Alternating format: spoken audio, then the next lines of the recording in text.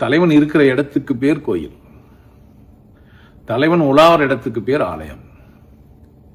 தலைவன் இருக்கிற இடத்துக்கு ஒரு விசேஷமான ஒன்று ஒரு இடத்துல இருந்ததுன்னா அந்த இருக்கிற இடத்துக்கு பேர் கோயில். விசேஷமான ஒன்று சுற்றி வந்ததுன்னா அந்த இடத்துக்கு பேர் ஆலயம். லயத்து இருக்கிறதுனால குதிரை லயம் எல்லாம் சொல்லி வச்சிருப்பாங்க. குதிரை ஒரு இடத்துல நிற்க அது போகும். பெரும்பகுதி குதிரைங்க வந்து உட்கார கூட உட்காராது, நின்றுனே தான் ரெஸ்ட் எடுக்கும். அதில் ஓய்வு எடுக்கிற பண்பே நீங்கள் பார்த்தீங்கன்னா எப்பவுமே நிற்கும். அதனால அது லயம்.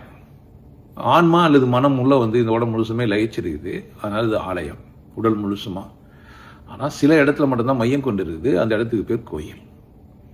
அப்போ கோயிலுக்கும் ஆலயத்துக்கும் ஒன்று தான். உலகத்தில் உட்கார்றது ரெஸ்ட்டும் எடுக்கலாம் தானே. ஹாலில் நான் நடக்கலாம், ஹாலில் உட்காந்துக்கலாம். பெட்ரூமில் நான் நடக்கலாம், பெட்ரூமில் உட்காந்துக்கலாம். ஸோ ஓய்வு எடுத்து ஒரு இடத்துல இருந்தீங்கன்னா அந்த இடம் கோயில், சுத்தனீங்கன்னா ஆலயம்.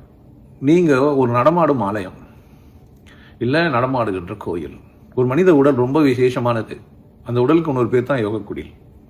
நான் யோகக்குடியில் நீ எங்கே வச்சிருக்கிறேன் அப்படின்னா ஒரு கிராமத்தில் ஒரு சிட்டியில் ஒரு கட்டப்பட்ட ஒரு இடம் இல்லை யோகக்குடில்ன்றது. யோகக்குடில்னா நீங்கள் தான், உங்கள் உடம்பு தான்.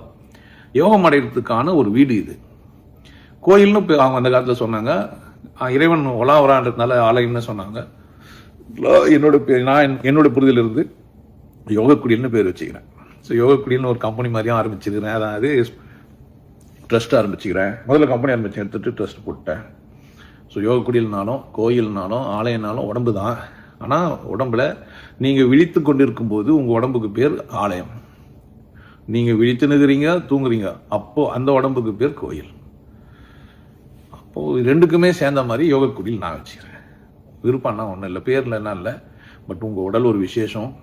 அதுக்குள்ளே நீங்கன்னு ஒன்று உள்ளே உட்காந்துக்கிறீங்க. கடவுளும் உங்கள் உடம்புக்குள்ளே தான் இருக்குது. ஸோ கடவுள் உங்கள் உடம்புக்குள்ளே இருக்குது. அதனால தான் அது பேர் கடவுள்.